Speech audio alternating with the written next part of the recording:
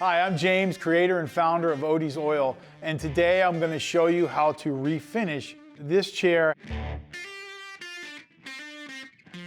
This is a Ipe Lapacho chair I bought in Bolivia in 2002. This chair happened to be outside since 2002. It's a very dense, durable species. But one thing about finishing, out exterior furniture, you gotta be realistic.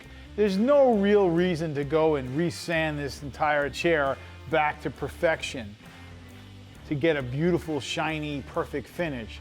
It's gonna go back outside, and it's gonna get abused, the weather's gonna hit it, the elements are gonna hit it.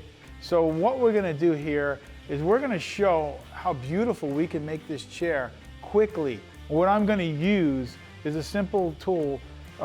It's a Merlon pad. This is rated about 320 grit. So basically, I'm just gonna go ahead and scrub it down, removing some of the oxidized wood. As you can see, there's dust in the air right here, right? So I'm essentially lightly sanding this thing. So I'm gonna go ahead and finish up this whole piece, clean it all up with this Merca pad.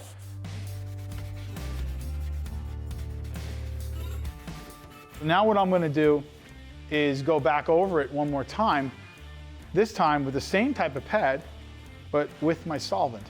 So I'm gonna wear these black nitrile gloves, and I'm gonna use the same old pad I had before. So I poured my solvent into a little jar. I'm gonna dip my Merca pad, and I'm gonna go ahead and clean the wood up with the solvent. Look at that color that comes out of that wood already. Beautiful, beautiful wood. And when we Odie's oil it, that color will be there for good. And the whole purpose of using the solvent is to strip off any excess oils or waxes that got on the piece over the years, or just, resin from sap from being outside, clean off any excess, if there's any mold spores or anything in here. This will clean all that up. Plus, it'll get into the wood, prepare the wood for a coat of oil. So I pretty much have the whole piece cleaned up, and now I'm just gonna wipe it down with a rag, get any of the excess off of it, and I'll let it dry, and then I'll come back and I will oil it with the Odie's oil.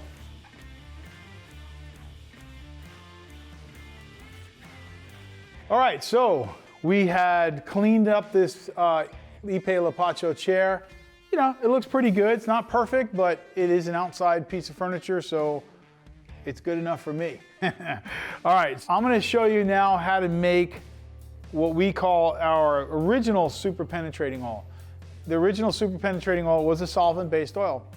Now we sell on the market our solvent-free super penetrating oil, which is a different product. It has no solvent in it. I'm gonna teach you here how to make the solvent-based version of the Super Pen. And there's more than one way to do it, but I'm gonna show you the basic recipe, very simple. I've already taken a full 9-ounce jar of Odie's oil and poured it into this container. That's the Odie's oil in here. What I'm gonna do is take 9 ounces of the solvent, Odie's Safer Solvent, which is our citrus solvent, and I'm gonna go ahead and pour it into the old jar that I emptied. So that ensures that I got the same amount of oil to solvent ratio. I'm gonna shake it up, get all the excess oil out of the jar, get it all mixed up. Now take this, pour it into your mixing container. See, now you got a clean jar of oil, empty. Put the lid on this one. Shake it up. Now you should wear gloves when you're doing this if you have sensitive skin, but this doesn't bother me, so I'm fine. Shook it up. Now I have the solvent-based version of super penetrating oil. Looks like a jar of orange juice, and it smells like a jar of orange juice too. Okay, so I'm gonna take this mixture and I'm gonna wipe down this whole table and clean it up. Actually, this is gonna do two things. It's gonna finish and clean at the same time. And you can use this actual formulation to clean up your old Odie's oil finish pieces. Let's say you had a piece that got dirty or was outside in the weather and it's just time to refresh it and you want to clean it up. This will work. It'll clean and rejuvenate at the same time. Pretty cool stuff. Great finish. This was the early versions of my finish. This is what I did way back in the day before I started making a solvent-free finish.